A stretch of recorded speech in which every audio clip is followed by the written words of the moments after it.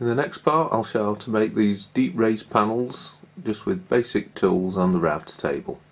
This is the effect I'm after. We've got thick applied mouldings that stand proud of the actual face of the door. But first I'm going to joint some boards to make the bottom panels out of, and then cut these really deep raised panel effects just using the router table with normal cutters and a jig. Jointing the boards for the bottom two panels, planed them all good and flat and sawn down the mating faces square and straight. I'm going to be jointing them with loose tongues, so I need a groove down that mating face.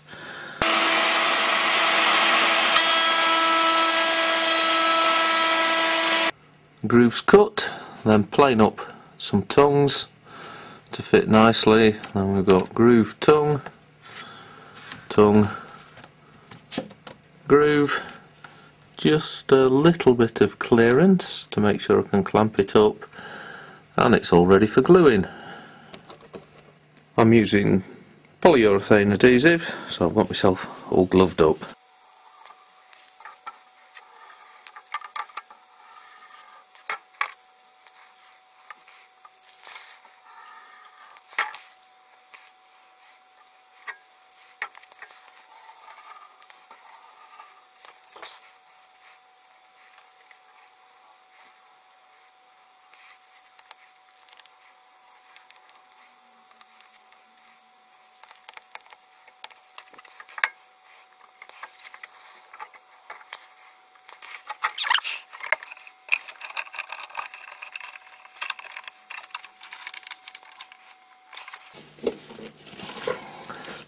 Looks good and tight.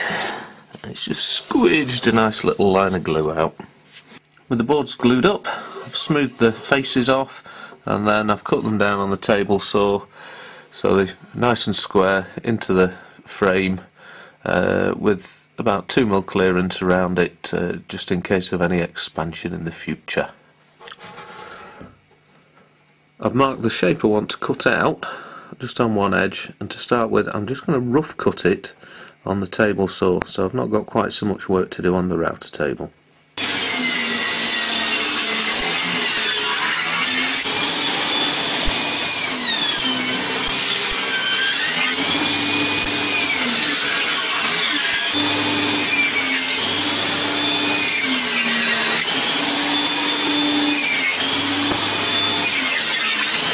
That leaves us with two panels, most of the material removed. Using a straight bit, the first part of the routering is to clean these faces up so they're accurate.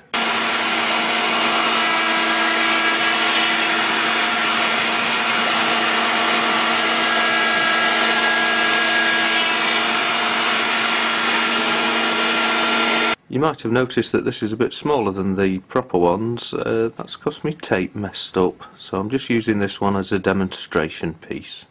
Now for the trick part, cutting the slope.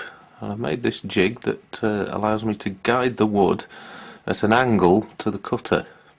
The jig's screwed onto the fence, and then the panel slides against this rail, which also supports the end of the flat to keep it extra sturdy. Now I can adjust the height of the cutter and the fence to start taking the slope off.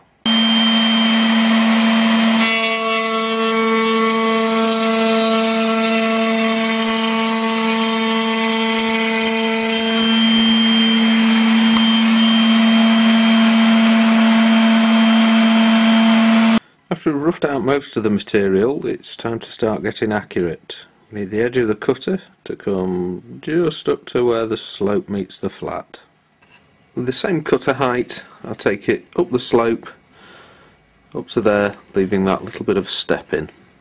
That's it, nearly done. The step's got a little bit of an angle on it, so I've just got to trim that back without the jig on the router table, and then just a little light sanding to get rid of any slight tram lines that's left on there. Now to make these custom mouldings.